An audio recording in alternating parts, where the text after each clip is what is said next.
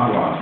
Jadi ketika kami penelitian itu hasilnya itu harus dipublikasikan, diwajibkan untuk dipublikasikan, kemudian itu dijadikan bahan ajar untuk universitas.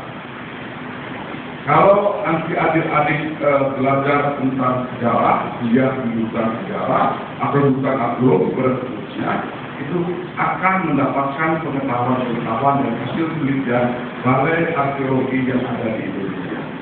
Di Indonesia hanya ada 10 balai arkeologi. Di Sumatera Utara 1, di Palembang 1, di Yogyakarta 1, kemudian di Bandung 1, di Bali 1, di Sulawesi 1, Kalimantan 1, Manado 1, Maluku 1, dan Papua 1. Hanya ada 10. Pusat kami di Jakarta, pusat penelitian arkeologi nasional.